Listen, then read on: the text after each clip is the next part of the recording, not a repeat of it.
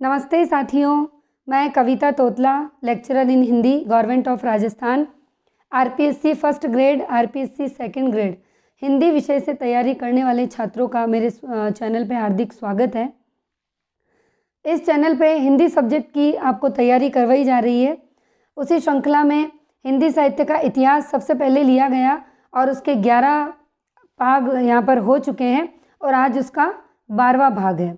और हिंदी साहित्य के इतिहास के साथ साथ कल से ही जो आपकी पाठ्य पुस्तकें हैं कक्षा 9, कक्षा 10, कक्षा 11 और कक्षा 12, ये पुस्तकें भी मैंने मेरे चैनल पे स्टार्ट कर दी है। उनमें मैंने ये बताया है कि आप शॉर्ट नोट्स कैसे बना सकते हैं, किस तरीके से बनाने चाहिए। और विद्यार्थी साथ के साथ उस वीडियो में मुझसे पढ़ भी रहे हैं और साथ के साथ वो नोट्स बना भी रहे हैं और वो नोट्स मुझे मेरे टेलीग्राम चैनल पे पोस्ट कर रहे हैं कि मैम हमने इस तरीके से नोट्स बनाए हैं।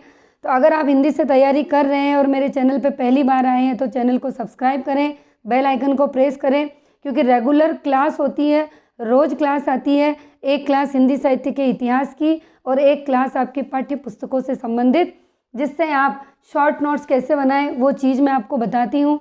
इससे आप उन पाठों के शॉर्ट नोट्स बनाकर अपनी तैयारी को मजबूती दे सकते हैं।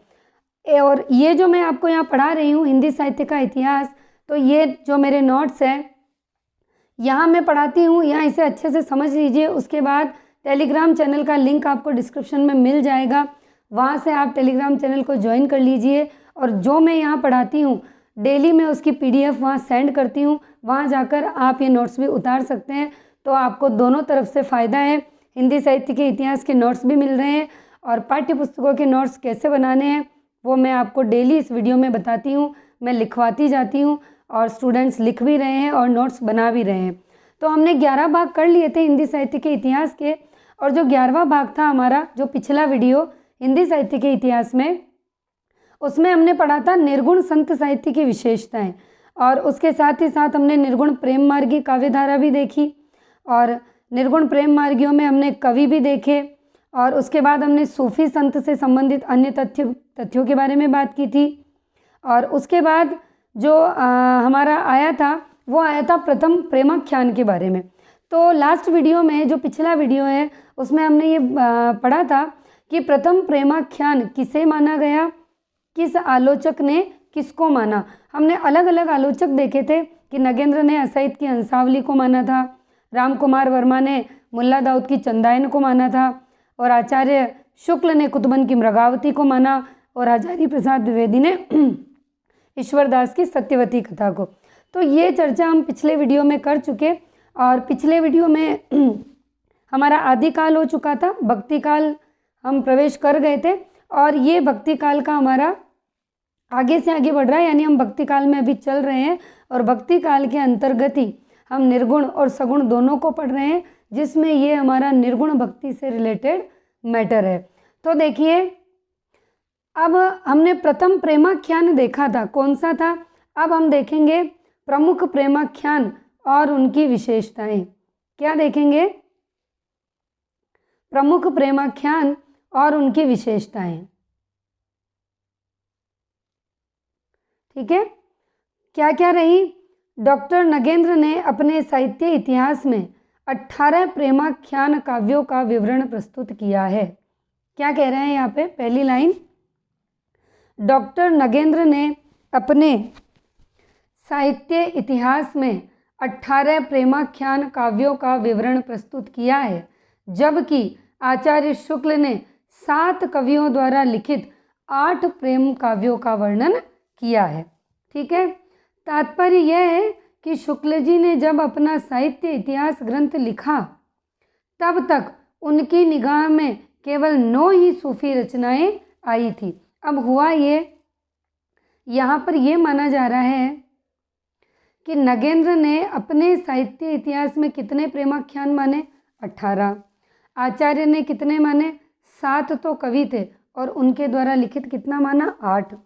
अब मतलब ये हुआ कि शुक्ल जी ने जब अपना साहित्य इतिहास ग्रंथ लिखा, यानी हम पढ़ चुके हैं कि शुक्ल जी ने हिंदी साहित्य का इतिहास लिखा था 1929 में, पढ़ चुके हैं हम। वहाँ तक, यानी कि उन्होंने जो उनका हिंदी साहित्य का इतिहास ग्रंथ लिखा, उस वक्त तक उनकी निगाह में कितनी सूफी रचनाएं आई थी? 9 ही आई थी, है ना, केवल 9 आई थी। उनमें से उन्होंने 8 को क्या मान लिया? प्रेम काव्य मान लिया। ठीक है, अब देखिए पहली आती है हमारे सामने हंसावली। ठीक है, किसकी है? रचना किसकी है? ये असाहित की। ध्यान रखिएगा, असाहित की, यानी हंसावली के रचयिता कौन है? असाहित। कब लिखी गई? 1370 में।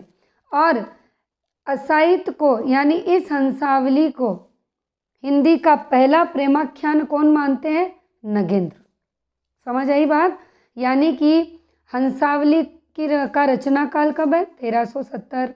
रचयिता असाहित है और असाहित की हंसावली को हिंदी का प्रथम प्रेमाख्यान किसने माना? नगेंद्र ने माना। यहाँ तक समझ आ गया? अब हम इस हंसावली के बारे में डिटेल से पढ़ेंगे कि ये असाहित ने जो हंसावली लिखी ये क्या थी, इसमें किसका वर्णन था और क्या क्या इसके अंदर बताया गया। तो पहला बिंदु है कि हमें इस हंसावली में क्या मिलेगा?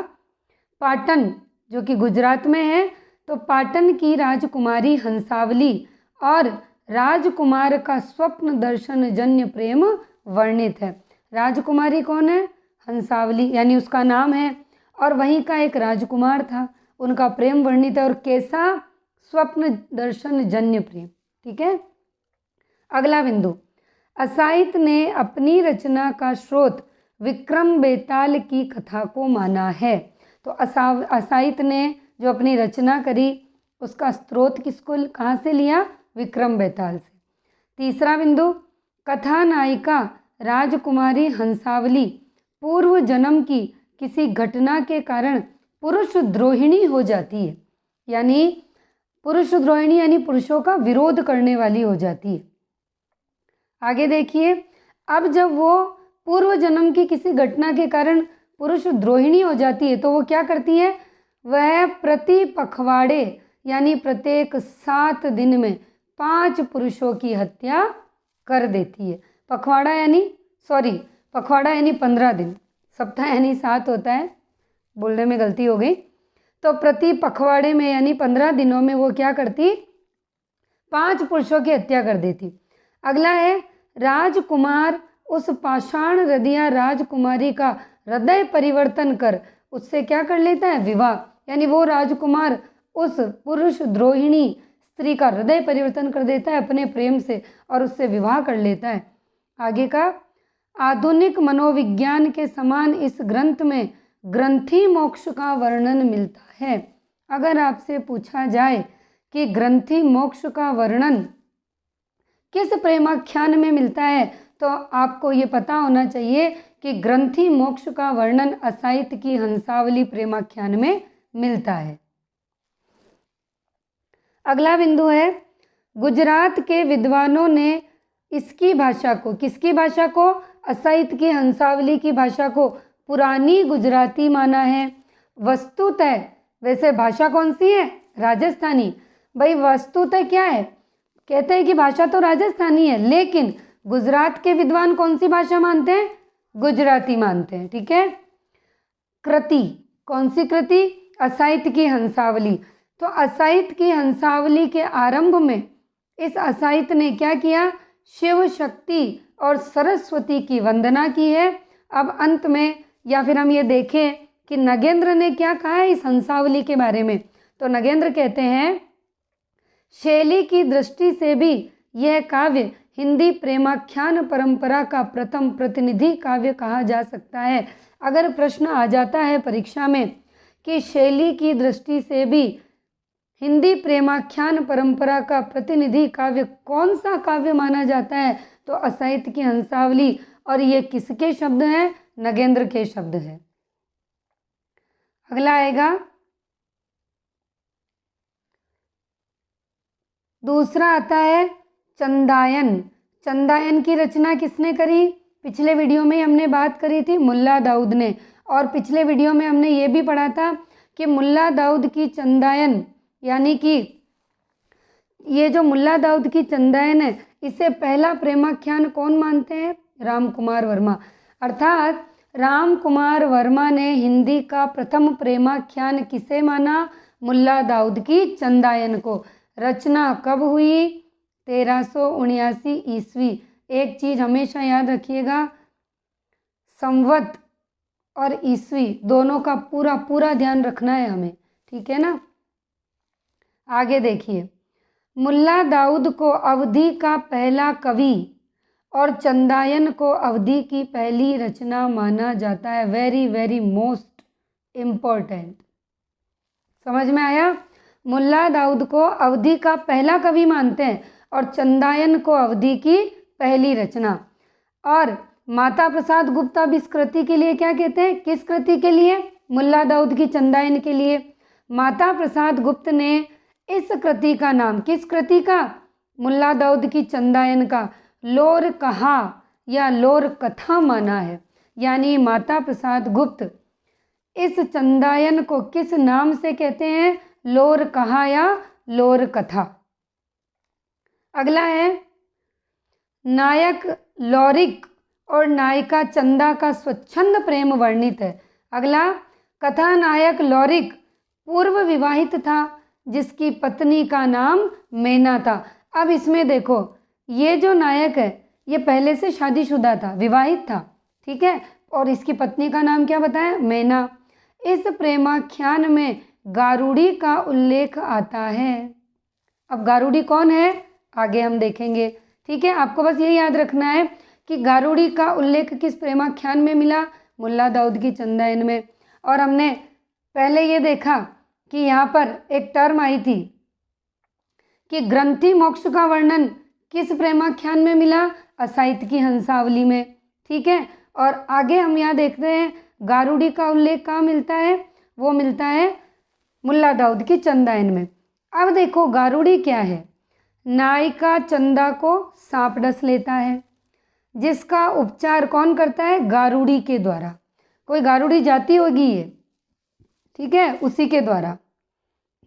अब अगला देखो, ये जो मुल्ला दाऊद की चंदायन है, इसमें जो इन्होंने लिखा है अवधी भाषा में, इसमें किस प्रकार से चौपाई और दोहे का प्रयोग किया गया?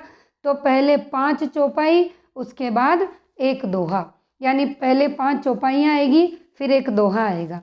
और अधिकतर प्रेमाख्यानकारों ने चौपाई दोहे का यही क्रम अपनाया है, ठीक है। हमने आगे हम जब पद्मावत देखेंगे या रामचरितमानस भी देखेंगे तो हमें यही चीज़ मिलेगी, बस कहीं 5 चौपाई के बाद एक दोहा, कहीं 7 चौपाई के बाद एक दोहा। अगला बहुत इम्पोर्टेंट है, मलिक मोहम्मद जायसी, या मलिक में ली छोटा आएगा, ठीक है। मलिक मोहम्मद जायसी ने पद्मावत, ठीक है, उस्मान की चित्रावली, कासिम शाह का हंस जवाहिर, देखो ये रचनाएं हैं। पद्मावत किसकी है? मलिक मोहम्मद जायसी की। चित्रावली किसकी है? उस्मान की। और हंस जवाहिर किसका है? कासिम शाह का। इन रचनाओं को हमें याद करना होगा, बिल्कुल। और मैं आपको एक बहुत अच्छी चीज़ बताती हूँ, आप इसमें से पढ़ लीजिए, ठीक है।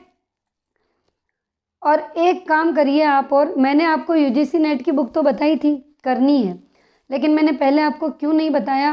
क्योंकि शुरू में क्या होता है कि एक स्टूडेंट के मन में बहुत सारी भ्रांतियाँ होती है, बहुत सारे सवाल होते हैं, बहुत सारी जिज्ञासाएँ होती है ना। मैं ये भी ले लूँ, वो भी ले लूँ, इससे भी कर लूँ क्या, उससे भी।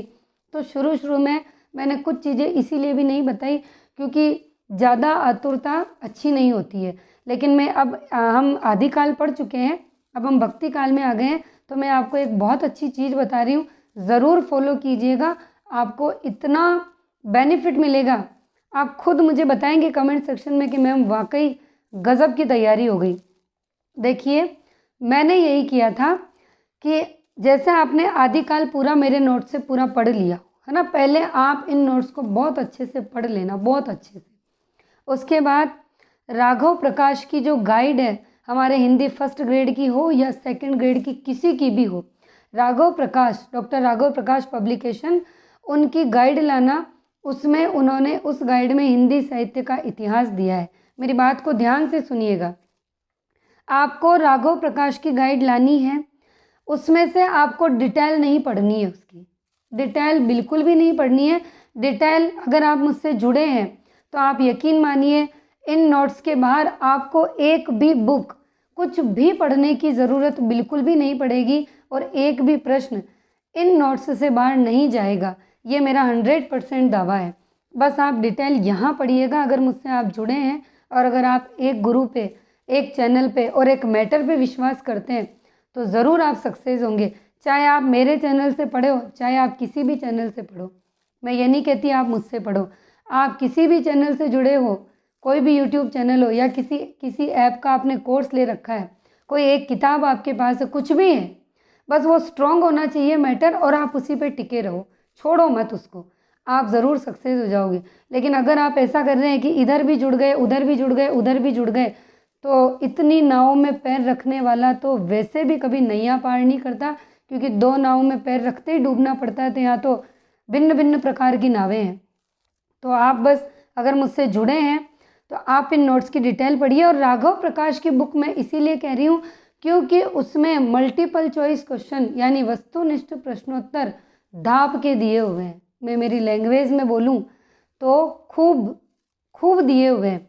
आदिकाल यहाँ से पढ़ के वहाँ से आप बस मल्टीपल चॉइस क्वेश्चन कर लें उसमें से, और एक बार नहीं, कम से कम भी 3 बार उनको करना है आपको। कितनी बार? 3 बार।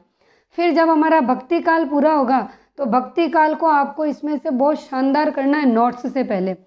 फिर भक्ति काल के राघव प्रकाश ने 700 करीब वस्तुनिष्ठ प्रश्नोत्तर दिए, 2-2, 3-3 बार आप उनको कर लीजिए। फिर हम रीतिकाल करेंगे। रीतिकाल के नोट्स यहाँ मैं पढ़ाऊँगी, खूब अच्छे से पढ़िए। फिर रीतिकाल के राघव प्रकाश से जाकर वस्तुनिष्ठ करिए। आधुनिक काल के भी पढ़िए, मुझसे यहाँ से सारी डिटेल में पढ़ाऊँगी। फिर आप वहाँ राघव प्रकाश से जाके करिए। अब इसमें सबसे इम्पोर्टेंट मैं बता दूँ, हिंदी साहित्य में वही व्यक्ति जीतेगा। जो मैंने किया है मैं वही बता रही हूँ, कोई तीर हवा में नहीं डाल रही हूँ। मैंने डॉक्टर राघव प्रकाश की बुक के केवल MCQs किए और इन नोट्स को पढ़ा। और जब डॉक्टर राघव प्रकाश की बुक के MCQs मैंने 3-3 बार कर लिए थे, 3-3 बार, उसके बाद मैंने UGC नेट की बुक पढ़ी। क्यों? क्योंकि जो हिंदी साहित्य का इतिहास है उसका जो आधुनिक काल आएगा, उस आधुनिक काल में पसीने आएंगे आपको।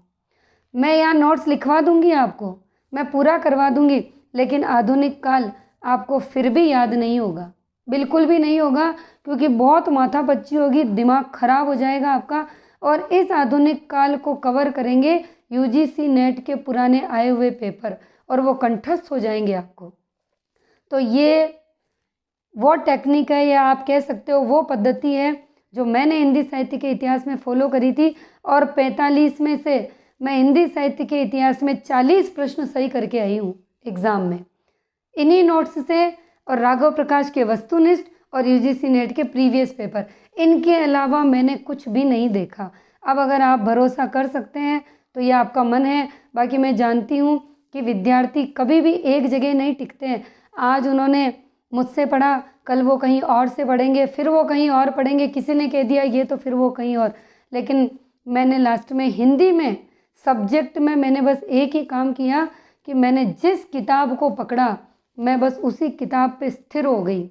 और अब आप यकीन नहीं करेंगे, मैंने हिंदी किसी से नहीं पढ़ी, मैंने हिंदी सिर्फ अपने दम पे अपने अनुसार पढ़ी।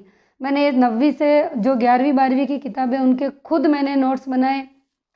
हिंदी साहित्य का इतिहास ये नोट्स आपके सामने है। काव्य शास्त्र मैंने अलंकार पारिजात से पढ़ा।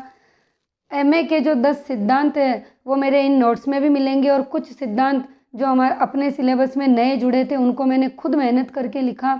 हिंदी में मैंने खुद से इतनी मेहनत करी कि आप यकीन नहीं करेंगे कि मैं एग्ज़ाम में बहुत अच्छा स्कोर करके आई हूँ हिंदी विषय के अंदर।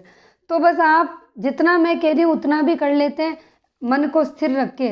देखो, आप कहीं भी पढ़ो, किसी भी चैनल से पढ़ो, चैनल एक होना चाहिए, टीचर एक होना चाहिए, मटेरियल आपका एक होना चाहिए, तो आपको सक्सेस मिल जाएगी। बाकी आप अगर इधर उधर से खरीदते ही रहो, पढ़ते ही रहो, फॉलो करते ही रहो, ये जो आज की स्थिति है आपकी, एग्ज़ाम भी हो जाएगा, रिजल्ट आ जाएगा और स्थितियाँ यही बनी रहेगी। ठीक है, हम हमारे पॉइंट पे आते हैं।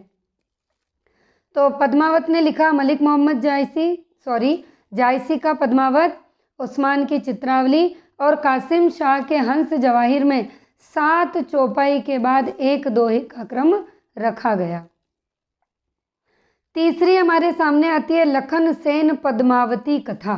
ठीक है, ये लिखने वाले थे दामोदर कवि। किसने लिखा? दामोदर। कौन सी भाषा थी? राजस्थानी। क्या है? इस रचना के लेखक ने अपनी रचना को वीर कथा कहा है। दामोदर कवि ने लखन सेन पद्मावती को क्या कहा? वीर कथा।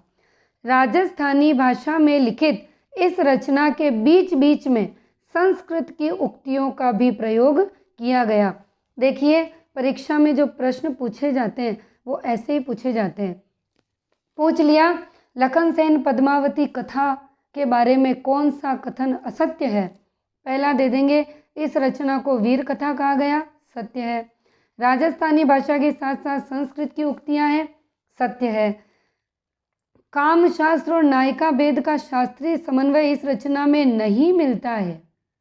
तीसरी लाइन, चौपाई के बाद दोहे के साथ सोरठा छंद का भी प्रयोग है। तो 3 तो सही हो गए, ये गलत हो गया। ऐसे आपको वहाँ निकालना पड़ेगा और उसके लिए आपको एक एक लाइन याद होना ज़रूरी है। ठीक है, तो काम शास्त्र और नायिका भेद का शास्त्रीय समन्वय इस रचना में मिलता है लखन सेन पद्मावती में। और चौपाई के बाद दोहा तो है ही है, लेकिन उसके साथ साथ सोरठे का प्रयोग भी दामोदर कवि ने किया है।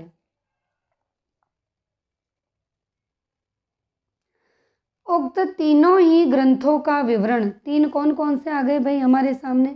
ये देखिए, मैं वापस से बता देती हूँ ताकि आपको कन्फ्यूज़न ना हो। असाइद की हंसावली आया। अब दूसरा देखो, मुल्ला दाऊद की चंदायन आई। तीसरा लखन सेन पद्मावती। ठीक है, तीनों हो गए।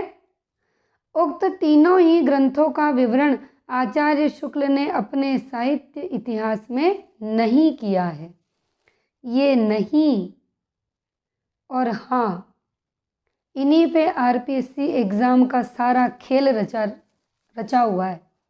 सत्य असत्य, हाँ और नहीं, इसी पे पूरी आरपीएससी ने पूरी, एक तरह से हम कह सकते हैं कि पूरा मांडा किया गया है। हम हमारी देसी लैंग्वेज बोले आको ब्याव इपे ही रचो तको, पूरो मांडो इपे करियो तको, पूरो खेल इपे कीधो कीपे हाँ नहीं सत्य असत्य। हमारी लैंग्वेज में कहें आको ब्याव रचना क्यों, कीपे रचना क्यों, सत्य असत्य में। आपको हंसी आ रही होगी, लेकिन ये सत्य है। हमारे इधर ऐसे ही बोलते हैं। अब देखिए, शुक्ल जी के समय ये तीनों ग्रंथ प्रकाश में नहीं आए थे। कौन कौन से? असाइद की हंसावली 1370, मुल्ला दाऊद की चंदायन 1379 और लखन सेन पद्मावती दामोदर कवि। इनको शुक्ल जी ने अपने ग्रंथ में नहीं दिया। चौथा है सत्यवती कथा। ठीक है, सत्यवती कथा के रचयिता कौन है? ईश्वरदास। कब करी गई? 1501। और सत्यवती कथा जो कि ईश्वरदास द्वारा रचित है, इस सत्यवती कथा को पहला प्रेमाख्यान किसने माना? हमने कल भी देखा, हजारी प्रसाद द्विवेदी ने माना। और रचना यानी कि इसकी भाषा क्या है? ठेठ अवधी। देखो, अवधी और ठेठ अवधी दोनों अलग अलग है, आगे आएगा। रामचरितमानस की भाषा क्या है? अवधी। लेकिन जायसी का पद्मावत क्या है? ठेठ अवधी। और अभी जो मैंने एग्ज़ाम दिया था आरपीएससी का, उसमें प्रश्न पूछा भी गया कि पद्मावत के बारे में कि ठेठ अवधि में किया गया, ये लाइन आई थी उसमें, तो आपको ये पता होना चाहिए। ठीक है, आचार्य शुक्ल ने इन्हें किन्हें? ईश्वरदास को सूफी काव्य धारा के अंतर्गत स्थान नहीं दिया। इन्होंने राम भक्ति काव्य की भी रचना करी है। भरत मिलाप, अंगद पेज, ये राम भक्ति परक रचनाएं, यानी ये दोनों रचनाएं किसकी है? ईश्वरदास की है, भरत मिलाप और अंगद पेज। ठीक है, ये सगुणोपासक राम भक्त कवि थे, इसीलिए शुक्ल जी ने इन्हें भक्ति काल की किसी भी काव्य धारा में स्थान न देकर प्रथम प्रकरण सामान्य परिचय में स्थान दिया। दूसरा है इन्होंने कथा का आरंभ व्यास जनमेजय संवाद के पौराणिक ढंग पर किया है। किसने किया? ईश्वर दास ने किया। किस रचना में किया? सत्यवती कथा में। किसको आधार माना? तो पौराणिक व्यास जनमेजय संवाद को मानकर कथा का आरंभ किया। इस रचना में 5 चौपाई के बाद एक दोहे का क्रम रखा। कुल 58 दोहों में यह कहानी समाप्त हो जाती है। ये कहानी है और कुल 58 दोहों में समाप्त है। भाषा कौन सी है? ठेठ अवधी। और हजारी प्रसाद द्विवेदी ने इसे हिंदी का पहला प्रेमाख्यान माना है। आचार्य शुक्ल ने क्या कहा अब इसके बारे में?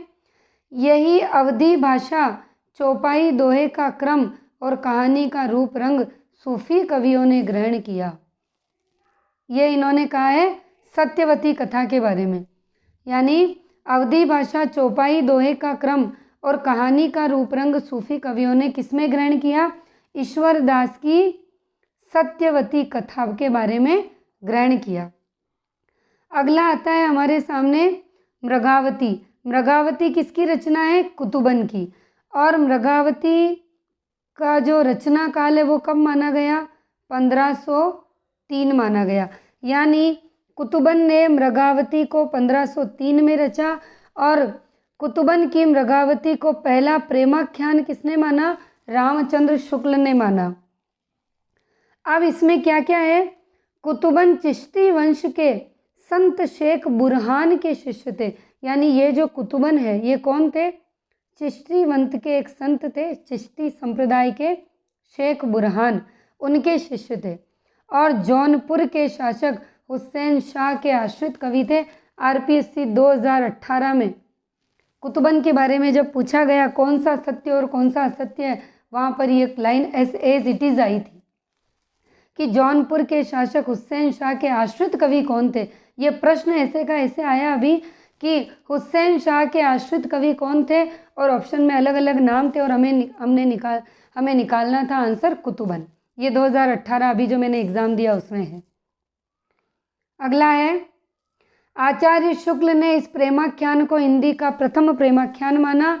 इस प्रेमाख्यान का समापन जैन ग्रंथों के अनुसार शांत रस में होता है। किसका? कुतुबन की मृगावती का समापन शांत रस में होता है। कथा के अंत में नायक की मृत्यु हो जाती है और दोनों नायिकाएं उसके साथ सती हो जाती है। ठीक है। कथा नायिका कौन है? मृगावती। ये उड़ने की कला जानती थी। देखो इसमें 2 नायिकाएं बताई गई हैं। इस मृगावती में 2 नायिकाएं हैं। ठीक है। या मृगावती का तो उल्लेख है और उसको क्या आती थी? उड़ने की कला। अवधी भाषा और दोहा चौपाई शैली का इसमें प्रयोग हुआ। 5 चौपाइयों के बाद एक दोहे का क्रम इस ग्रंथ में रखा गया। अब आता है पद्मावत।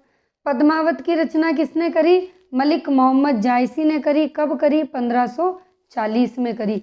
बहुत इम्पोर्टेंट ग्रंथ है, बहुत ही ज़्यादा मोस्ट है। पद्मावत प्रेम काव्य परंपरा का सर्वश्रेष्ठ ग्रंथ है और जायसी सर्वश्रेष्ठ कवि। कैसे? प्रेम काव्य परंपरा का सर्वश्रेष्ठ ग्रंथ कौन सा है? पद्मावत। और प्रेम काव्य परंपरा के सर्वश्रेष्ठ कवि कौन है? जायसी। कहाँ के थे? अमेठी के निकट एक जायस नाम का नगर था, वहाँ के निवासी थे। काले काने कुरूप थे और इसीलिए इनको देखकर, किसको? जायसी को देखकर शेरशाह सूरी, हम शेरशाह सूरी को पढ़ते हैं जीके में, क्या कहा उसने? यानी शेरशाह सूरी ने एक बार जायसी को देखा और देखते ही वो हंस दिया। तो जब शेरशाह सूरी इस जायसी पर हंसा तो जायसी ने कहा मोहे हंसे कि कोह रही। ये एक लाइन आती है जो आपको याद रखनी है। पद्मावत में इन्होंने तत्कालीन शासक के रूप में शेरशाह सूरी की प्रशंसा की है। तत्कालीन का मतलब क्या होता है? जिस समय पद्मावत की रचना की गई 1540 में, उस समय शासक कौन रहा?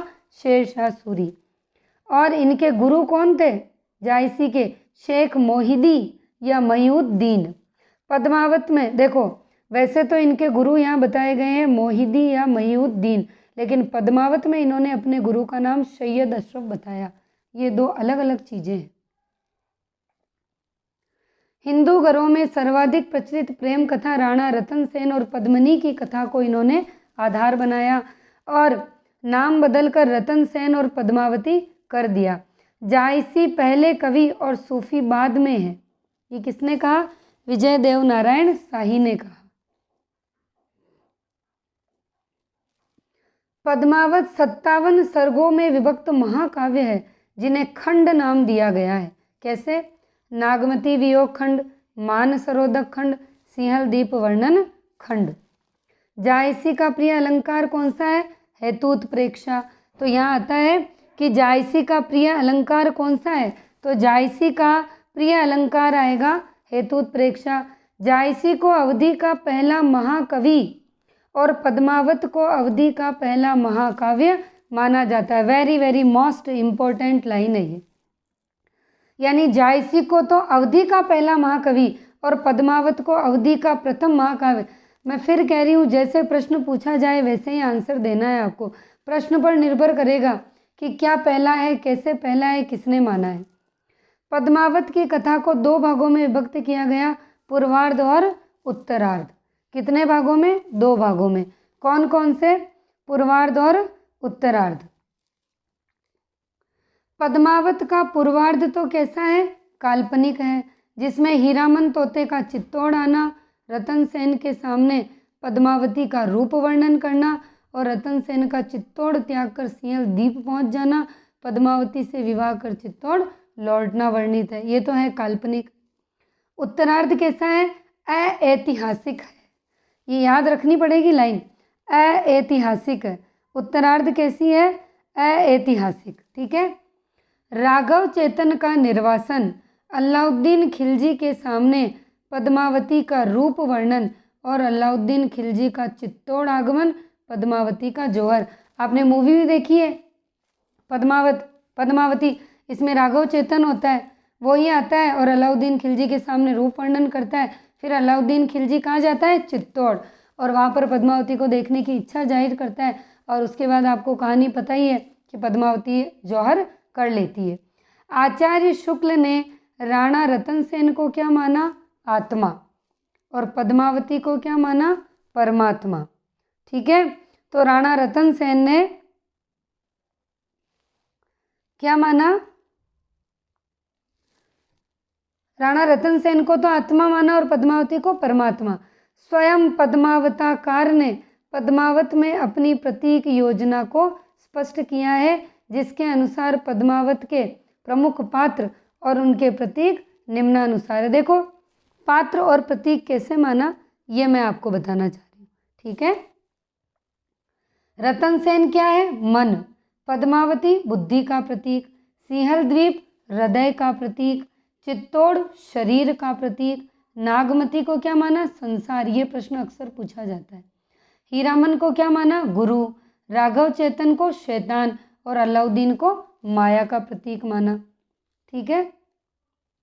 ये मैंने ऐसे ही लिख दिया था, तीसरा प्रेमाख्यान है ना, ये 3 तीसरा कर लिया। अब पद्मावत की शैली में लिखा गया समासोक्ति। पद्मावत को आचार्य शुक्ल ने हिंदी प्रेम मार्गी काव्य धारा का तीसरा प्रेमाख्यान माना है। यानी आचार्य शुक्ल पद्मावत को हिंदी काव्य धारा का तीसरा प्रेमाख्यान मानते हैं। शुक्ल जी के अनुसार जायसी ने स्वयं के पहले लिखे गए 4 प्रेमाख्यान नामों का उल्लेख किया है। यानी शुक्ल जी कहते हैं कि जायसी ने स्वयं के पहले लिखे गए, यानी जब जायसी ने ग्रंथ लिखा उसके पहले के कौन से थे, तो उसका नाम लिखा मृगावती, मधुमालती, मुग्धावती, प्रेमावती। तो मृगावती और मधुमालती, मृगावती 1503, मधुमालती 1545, ये प्राप्य है यानी ये है। और मुग्धावती और प्रेमावती, इनका वर्णन जो जायसी ने किया अपने ग्रंथ से पहले, ये मिले ही नहीं, ये अप्राप्य है। इनमें से 2 प्राप्त हो गए और अंतिम 2 अप्राप्य है। पद्मावत के अतिरिक्त जायसी ने और क्या क्या लिखा, देखिए जायसी ने पद्मावत लिखा 1540 में। इसके अलावा और भी रचनाएं हैं, बहुत ही इम्पोर्टेंट है और एग्ज़ाम के दृष्टिकोण से हर बार पूछी जाती है। अखरावट, आखिरी कलाम, चित्ररेखा, मसलनामा, और करहनामा, ये आपको याद रखनी है। ठीक है, अखरावट, आखिरी कलाम, चित्ररेखा, मसलनामा, करहनामा याद रखनी है। आखिरी कलाम में तो कयामत का वर्णन है, और आखिरी कलाम जब रचा गया तब शासक कौन था? बाबर, तो उसकी प्रशंसा भी हुई है इसमें।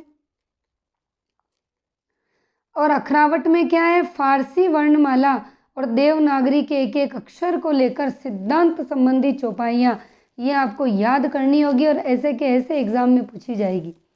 अखरावट में ईश्वर, सृष्टि, जीव, प्रेम आदि विषयों पर विचार किए गए। चित्रलेखा एक लघु प्रेमाख्यान काव्य है, रेखा या लेखा। विजयदेव नारायण शाही ने पद्मावत को हिंदी में अपने ढंग की अकेले ट्रेजेडी कहा है। मलिक मोहम्मद जायसी का पद्मावत इस परंपरा का प्रौढ़तम काव्य माना जाता है, ये नगेंद्र ने माना। ये आपको परिभाषाएं याद करनी है। शुक्ल क्या कहते हैं अब कि पद्मावत में प्रेम गाथा की परंपरा पूर्ण प्रौढ़ता को प्राप्त मिलती है। उस परंपरा का सबसे अधिक प्रौढ़ ग्रंथ है, ये कहते हैं शुक्ल। शुद्ध प्रेम मार्गी सूफी कवियों की शाखा में सबसे अधिक प्रसिद्ध जायसी हुए, जिनका पद्मावत हिंदी काव्य क्षेत्र में एक अद्भुत रत्न है, ये शुक्ल ने कहा। हिंदू हृदय और मुसलमान हृदय को आमने सामने करके अजीबपन मिटाने वालों में इन्हीं का नाम लेना पड़ेगा। किनका? जायसी का, ये भी शुक्ल ने कहा है। आचार्य शुक्ल ने नागमती के वियोग को हिंदी साहित्य में अद्भुत माना। क्या माना? नागमती के वियोग को हिंदी साहित्य में अद्भुत माना है। प्रसिद्ध पंक्तियां हैं, ओ मन जानी उस कीन्ना, मकु यह रहे जगत मह चिन्ना। ओ मन जानी उस किन्ना, मकु यह रहे जगत मह चिन्ना, ये पंक्तियां जायसी की है, एग्जाम में पूछी जाती है। पद्मावताकार ने संसार में अपना चिन्ह छोड़े जाने के उद्देश्य से पद्मावत की रचना की थी।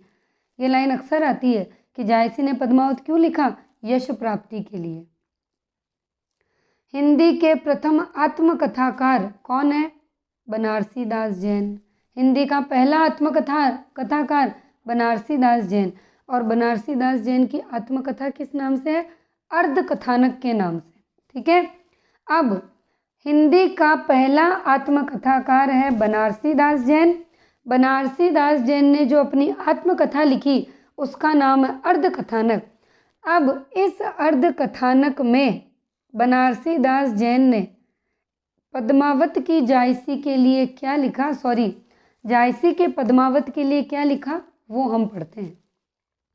उस समय मैं हाट बाजार में जाना छोड़कर घर में पड़े पड़े मृगावती मधुमालती की पोथियां पढ़ा करता था। देखो, जायसी के पद्मावत के साथ साथ एक लाइन इन्होंने अलग लिखी है यहाँ कि हाट बाजार में जाना छोड़कर मृगावती मधुमालती पढ़ा करते थे बनारसी दास जैन। किसमें लिखते हैं ऐसा? अर्धकथानक में। अगली रचना आती है मधुमालती। किसने रची? मंजन की मधुमालती। मैं से मंजन, मैं से मधुमालती कब का है? 1545। आचार्य शुक्ल ने इसे पद्मावत के पहले की और नगेंद्र इसे पद्मावत के बाद की रचना मानते हैं। ठीक है, शुक्ल जी के अनुसार पद्मावत के पहले मधुमालती की बहुत अधिक प्रसिद्धि थी। जैन कवि बनारसी दास ने अपनी आत्मकथा अर्धकथानक में स्वयं के द्वारा मधुमालती और मृगावती को पढ़े जाने का उल्लेख किया। और इस प्रेमाख्यान में, किसमें? मधुमालती में 2 प्रेम कथाएं समानांतर रूप से चलती है। मुख्य कथा किसकी? मनोहर और मधुमालती की। ठीक है, 2 प्रेम कथा, एक तो मनोहर और मधुमालती की चलेगी और उपकथा तारा और प्रेमाचंद की चलेगी। सामान्यतः प्रेमाख्यानों का नायक बहुपत्नीवादी होता है। बहुपत्नी यानी एक से अधिक पत्नियों का होना। यह प्रेमाख्यान इसका अपवाद है। कैसे? बाकी प्रेमाख्यान में तो नायक बहुपत्नीवादी यानी एक से अधिक पत्नियां थी, लेकिन यह मधुमालती के एक से अधिक पति थे। मधुमालती के एक से अधिक पति थे। अगला है ढोला मारूरा दुहा, जिसके रचयिता है कुशल लाभ। ठीक है, इसकी गणना आदिकालीन लौकिक साहित्य में की जाती है। नगेंद्र ने इसे शुद्ध प्रेमाख्यान न मानकर रोमांस काव्य माना है, क्योंकि इसमें वर्णित प्रेम विवाह पूर्व स्वच्छंद प्रेम न होकर विवाहोत्तर प्रेम है। डोला मारू रचा कुशल लाभ ने, ये लौकिक साहित्य में आती है, ये हम आदिकाल में पढ़ चुके हैं। इसमें प्रेम को विवाह पहले का प्रेम नहीं बताया, विवाह उत्तर यानी विवाह के बाद का प्रेम बताया गया। किस शैली में लिखा गया? दोहा शैली में लिखा गया, ये हम पहले पढ़ चुके हैं आदिकाल में। अगला आता है माधवानल काम कंदला, इसके रचयिता भी कुशल लाभ है। ठीक है, इसके रचयिता भी कौन है? कुशल लाभ। दोहा चौपाई सोरठा में है ये राजस्थानी नहीं है। ठीक है। नायक माधव, नायिका काम कंदला है, अनेक जन्मों का प्रेम वर्णित है। देखो, एक माधवानल काम कंदला गणपति भी लिखेगा, आगे आएगा। माधवानल काम कंदला गणपति का भी है, लेकिन ये कुशल लाभ का है। इसमें माधव और काम कंदला के अनेक जन्मों का प्रेम वर्णित है, यही डिफरेंस है। भाषा राजस्थानी है, सॉरी ये मैंने यहाँ आपको बताया, भाषा तो राजस्थानी है, सही है ये। और दोहा चौपाई सोरठा छंद है। ठीक है। लखन सेन पद्मावती चौपाई के बाद दोहे के साथ सोरठा में, यहाँ पर भी दोहा चौपाई सोरठा है, याद रखना। फिर आता है रूप मंजरी, ये किसकी है? नंददास की है। देखिए, इसके रचयिता है नंददास, प्रसिद्ध अष्टछाप कवि थे ये। कृष्ण और रूप मंजरी का स्वच्छंद प्रेम वर्णित है। प्रेमाख्यानों की नायिका अविवाहित होती है, पर यहाँ अपवाद है, यहाँ विवाहित है वो नायिका। नायिका रूप मंजरी विवाहित है, जो अपने प्रणय स्वप्न की पूर्ति के लिए दाम्पत्य मर्यादा का त्याग कर देती है। इसकी रचना के पीछे लेखक का उद्देश्य वैवाहिक बंधनों का विरोध कर परकीया भाव या उपपत्ति रस की स्थापना करना है। परकीया भाव या उपपत्ति रस की स्थापना करना है। भाषा कौन सी है इस ग्रंथ की? ब्रज। अगली है प्रेम लता और प्रेम विलास की कथा, इसके रचयिता है श्रावक जटमल, जैन श्रावक। इस कथा का आरंभ ओम श्री जैनाय नमः से होता है, अंत शांत रस में होता है, याद रखिएगा। इसके साथ ही एक टर्म है मृगावती का समापन भी शांत रस में होता है। अगला है छिताई वार्ता नारायण दास की। इस छिताई वार्ता पर पद्मावत का प्रभाव है और राजस्थानी मिश्रित ब्रज भाषा का इसमें प्रयोग हुआ है। ये मैंने आपको बता दिया, पद्मावत का प्रभाव है। पद्मावत का राघव चेतन इस छिताई वार्ता में भी दूत कर्म करता दिखाया गया। भाषा राजस्थानी मिश्रित है। देखो, सॉरी मैंने आपको वहाँ गणपति बता दिया था, मुझे गणपति याद रह गया इसीलिए, क्योंकि इसके जो माधवानल काम कंदला है ये अलग अलग कवियों ने, बहुत सारों ने लिखी है, तो मुझे वहाँ गणपति नाम याद रह गया। वहाँ हमने कुशल लाभ की पढ़ी थी, यहाँ आलम की है, माफ़ कीजिएगा, माधवानल काम कंदला आलम की है। नायक नायिका के अनेक जन्मों की कथा वर्णित न होकर एक ही जन्म की। देखो, हमने वहाँ पर माधवानल काम कंदला पढ़ा, उसमें अनेक जन्मों की कथा थी जो कुशल लाभ ने लिखा। यहाँ पर केवल एक जन्म की है जो आलम ने लिखा। चौपाई के बाद दोहा सोरठा छंद का प्रयोग है। माधवानल काम कंदला कुशल लाभ ने लिखा।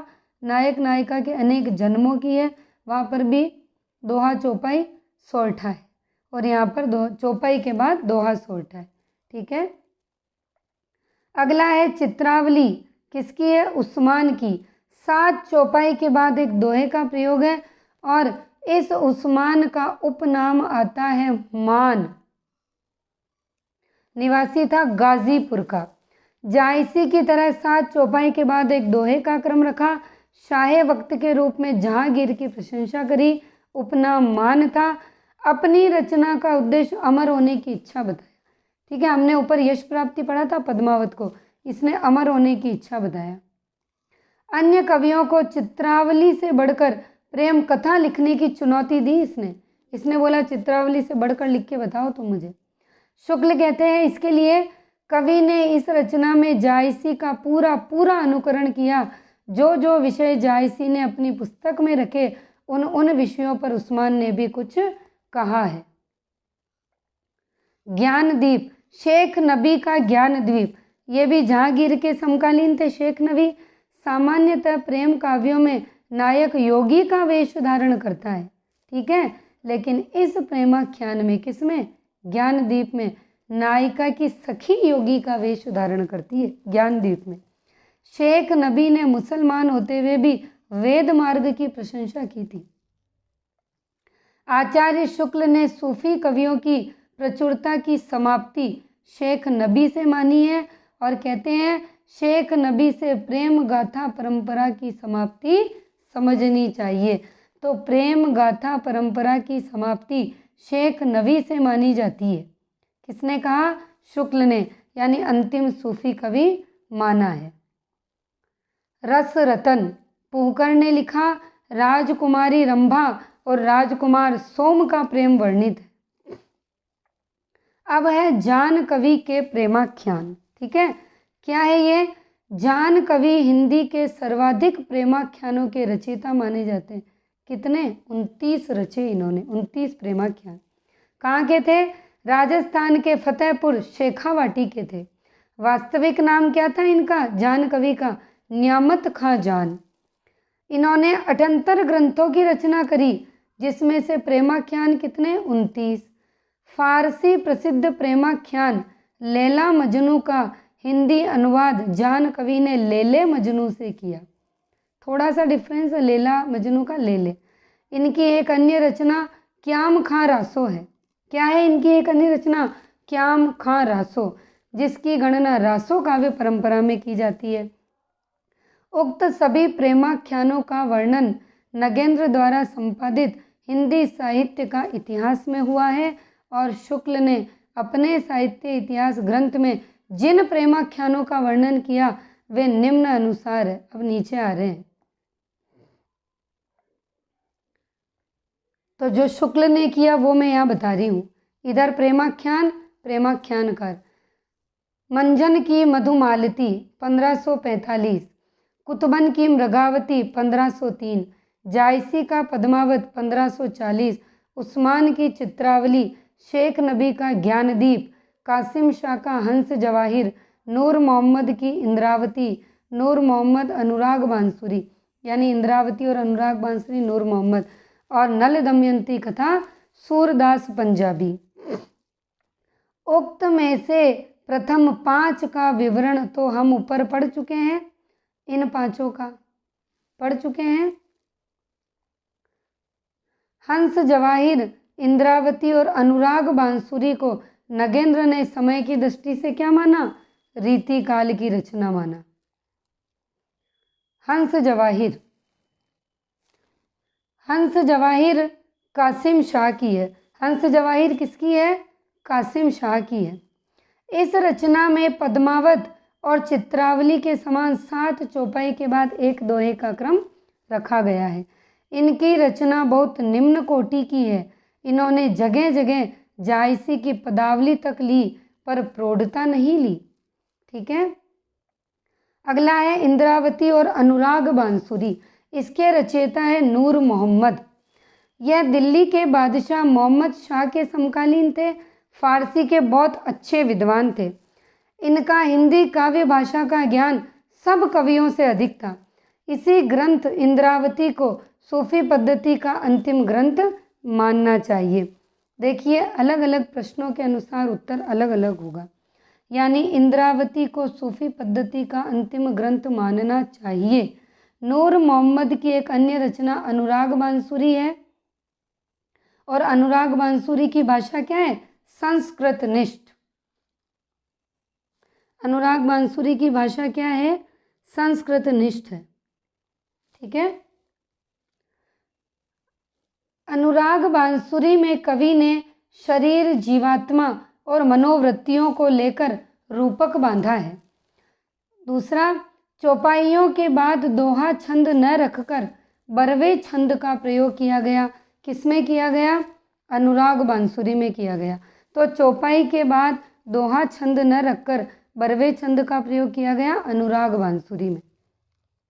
नूर मोहम्मद को हिंदी प्रेम के कारण यह उपालंब सुनने को मिला कि तुम मुसलमान होकर भी हिंदी भाषा में काव्य रचना क्यों करने गए। ये नूर मोहम्मद को सुनने को मिला। आचार्य शुक्ल ने सूफी कवियों की अखंडित परंपरा की समाप्ति शेख नबी से मानी है। देखो अब अलग अलग मत है। शुक्ल ने तो सूफी कवियों की अखंडित परंपरा की समाप्ति शेख नबी से मानी। अंतिम सूफी ग्रंथ किसे माना गया? इंद्रावती को। और सूफी आख्यान काव्यों की अखंडित परंपरा की समाप्ति अनुराग बांसुरी से। तीनों अलग अलग हैं, ये आपको याद रखने होंगे।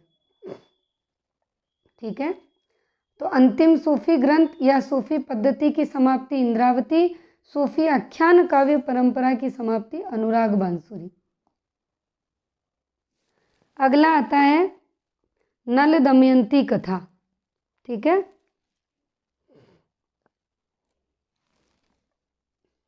तो नल दमयंती संबंधी प्रेमाख्यान क्या है?